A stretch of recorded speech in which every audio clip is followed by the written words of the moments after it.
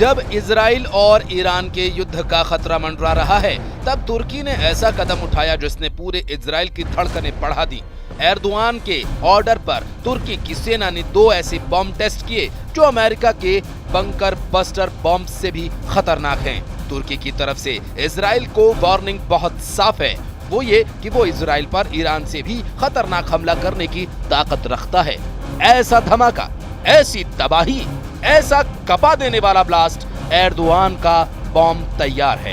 ये तुर्की का वो बम है जिसका धमाका दुनिया को तब दिखाया गया जब एर्दोआन इजराइल को चेतावनी दे रहे हैं। ये बम को जमीन पर एक रेल पर टेस्ट किया गया। देखिए कैसे एक रेलवे ट्रैक पर इस बम को लॉन्च किया जाता है। रफ्तार इतनी ज्यादा कि नजर आना भी मुश्किल।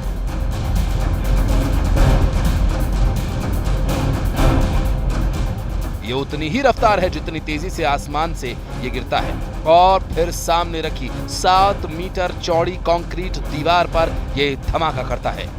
अब ये वीडियो देखिए, ये बम कैसे 7 मीटर कंक्रीट की दीवार चीर कर आगे बढ़ता है। एक बंकर बस्टर की ताकत क्या होती है ये वीडियो देखकर समझा जा सकता है। सामने रखा कंक्रीट का ब्लॉक 7 मीटर चौड़ा है और इसको भेद कर ये बम दूसरी तरफ से बाहर निकलता है। और अब देखिए तुर्की के बम ने कंक्रीट के टारगेट को किस तरह से तबाह बर्बाद कर दिया। तुर्की का ये super bunker buster bomb 7 metre की कंक्रीट को भेद कर आगे बढ़ता है और फिर धमाका करता है। क्या ये धमाके देख करके नेतन्याहू डर जाएंगे? क्योंकि एर्दोआन की तैयारी खतरनाक नजर आ रही है। एर्दोआन के बॉम्ब्स में इतनी आग है कि वो इसे नजरअंदाज नहीं कर सकते।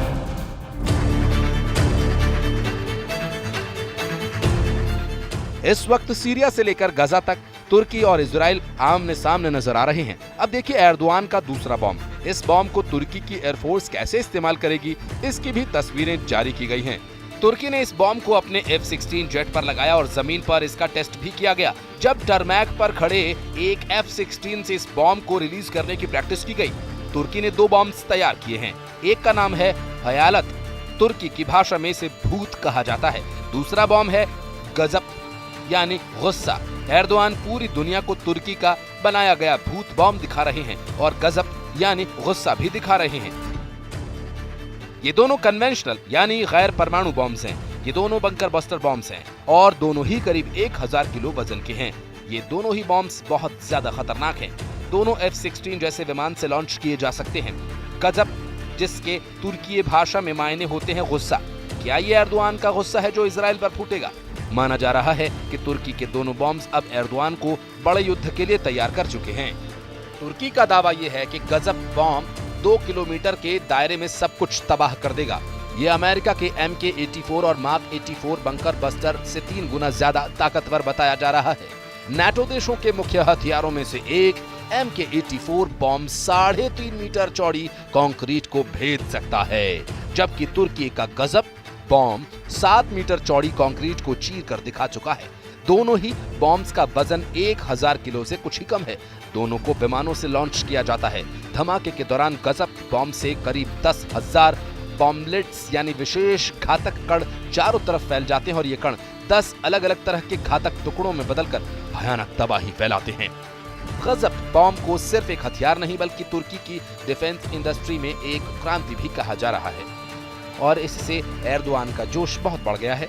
जून 2025 में तुर्की के राष्ट्रपति रजिब तैयब एर्दोआन ने ये कहा था कि वो तुर्की की सेना को इतना ताकतवर बनाना चाहते हैं कि कोई देश उस पर हमले की हिम्मत न कर सके।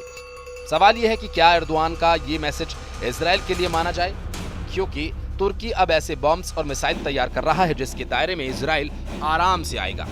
आखिर क्या चल रहा है तुर्की में? कुछ दिन पहले ही तुर्की ने अपनी हाइपरसोनिक मिसाइल दुनिया को दिखाई थी। इस्तांबुल में अंतर्राष्ट्रीय हथियार मेले में तुर्की ने वो मिसाइल दिखाई जो आवाज से 10 गुना तेज रफ्तार से हमला करती है। ये है तुर्की की तैकून ब्लॉक 4 मिसाइल, जो एक हाइपरसोनिक मिसाइल है। इसे तुर्की की मिसाइल बनाने वाली कंपनी रॉकेस्तान ने तैयार किया है और इस मिसाइल की रफ्तार है 6000 किलोमीटर प्रति घंटा। ये मिसाइल 1 सेकंड में 1666 मीटर की दूरी तय करती है। एर्दोआन का मूड युद्ध का नजर आ रहा है। उनकी सेना कुछ बड़ा करने जा रही है। ये खतरा नेतन्याहू को भी नजर आ रहा है। ईरान के बाद अब तुर्की और इजराइल के बीच तनाव बढ़ रहा है। इजराइल में माना यह जा रहा है कि तेजी से उभरता हुआ तुर्की उसके लिए नया खतरा बनता जा रहा है। और ये खतरा ईरान से भी बड़ा हो सकता है। पहले एर्दोआन ने तुर्की की हाइपरसोनिक मिसाइल तैफून दुनिया को दिखाई और उसके बाद उस बॉम्ब का धमाका दिखाया जो तुर्की का सबसे शक्तिशाली बॉम्ब कहा जा रहा है। ये दोनों तस्वीरें न सिर्फ इजराइल बल्कि हर उस देश के लिए खतरा है जो तुर्की को अपना दुश्मन मानते हैं। इन दोनों हथियारों की चर्चा आर्मेनिया में हो रही है, इसकी चर्चा ग्रीस में भी हो रही है। इसमें तो कोई शक नहीं कि इजराइल में तो इन हथियारों का सीक्रेट पता करने का मिशन भी शुरू हो चुका होगा। सीरिया की मौजूदा अल जुलानी सरकार को तुर्की का पूरा समर्थन है और एक वक्त अल-कायदा और ISIS के आतंकी रहे अल जुलानी को एर्दोआन का करीबी माना जाता है। आतंकी संगठन ISIS के आतंकी रहे अल जुलानी को एर्दोआन का करीबी माना जाता है। आतंकी संगठन ISIS से अपने करियर की शुरुआत करने वाले जुलानी ने सीरिया में अल-कायदा की जमीन तैयार की। यानी जुलानी पहले ISIS का आतंकी था और फिर अल-कायदा का सरगना बन गया। कई सालों तक जुलानी HTS यानी हया तहरीर अल शाम नाम के एक आतंकी संगठन बना करके बशर अल असद की सरकार से लड़ा। 2024 के अंत में तुर्की, इजराइल और अमेरिका की मदद से बशर अल असद की सरकार को उखाड़ फेंका गया। 2017 में अमेरिका ने जुलानी पर ये पोस्टर ट्वीट किया था। पोस्टर में जुलानी की तस्वीर छपी और लिखा था, इस आतंकवादी को रोकिए। जुलानी पर अमेरिका ने $10 मिलियन का इनाम रखा था। आज के हिसाब से जुलानी के सिर पर करीब 85 करोड़ रुपए का इनाम है। इस पोस्टर में लिखा है, जुलानी अल-कायदा का एक बड़ा आतंकवादी है, उसके बारे में जो जानकारी देगा उसे 85 करोड़ रुपए मिलेंगे।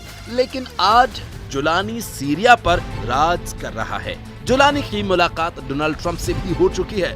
ट्रंप जुलानी की तारीफ भी कर चुके हैं और सीरिया पर लगे तमाम प्रतिबंध भी हटाए जा चुके हैं। और हाल ही में ड्रूज मिलिशिया और जुलानी की सेना यानी हया तहरीर अल शाम की बीच लड़ाई हुई थी और इस दौरान जुलानी को रोकने के लिए इजराइल ने सीरिया की राजधानी दमिश्क पर बमबारी भी की थी। दमिश्क में रक्षा मंत्री पर भी बम गिराए गए जिसमें जुलानी के कई खास अधिकारी मारे गए। अब इसी को देखते हुए एर्दोआन और इजराइल आमने सामने नजर आ रहे हैं।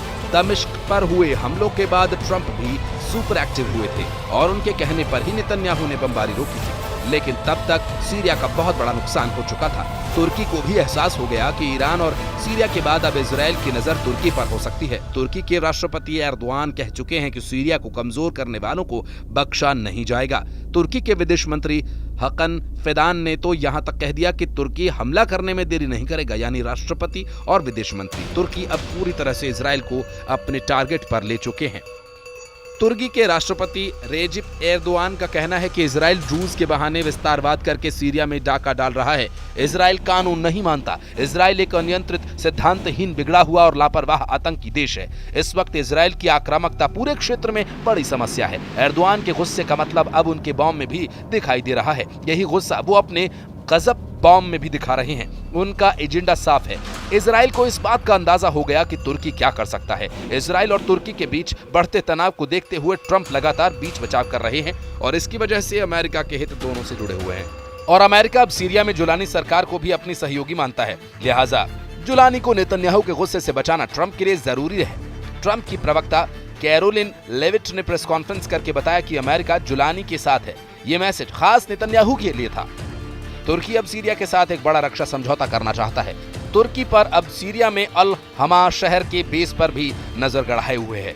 नेतन्याहू भी बार बार बता चुके हैं कि सीरिया में ऐसी किसी साजिश को पनपने नहीं देंगे जिसके टारगेट पर इजराइल हो सकता है। उधर इजराइल के प्रधानमंत्री नेतन्याहू ने दावा किया कि ये युद्ध विराम ताकत के जरिए हुआ, किसी के अनुरोध से नहीं, हमारी ताकत के बल पर हुआ। हम शक्ति के बल पर सुरक्षा ये 7 मोर्चों पर हासिल कर रहे हैं। आगे भी ये हमारी नीति रहेगी। ईरान से हुए युद्ध के बाद नेतन्याहू वाकई बहुत चौकन्ने हैं क्योंकि डर बहुत बड़ा है। सवाल ये कि क्या इजराइल पर फिर फटने जा रही ईरान की ये मिसाइल, क्या तेल अवीव और हाइफा में फिर से इसी तरह से हमला होगा? क्या ईरान की मिसाइलों के आगे फिर ढह जाएगा इजराइल का डिफेंस सिस्टम? ये सवाल इसलिए क्योंकि ईरान से एक बार फिर से नेतन्याहू के लिए बड़ी वार्निंग आ गई है। ईरान के सर्वोच्च नेता अली खामेनेई ने कहा कि ईरान ने पूरी दुनिया को बता दिया कि उनकी ताकत क्या है। इस बार इजराइल और ईरान के युद्ध की वजह परमाणु अड्डे नहीं बल्कि गजा बन सकता है। नई जंग का बड़ा ट्रिगर गजा के हालात बता रहे हैं। इस बर्तन में खत्म हो चुके खाने की तरह अब फिलिस्तीन को लेकर ईरान के साथ साथ यमन की भी बर्दाश्त करने की गुंजाइश खत्म होती जा रही है।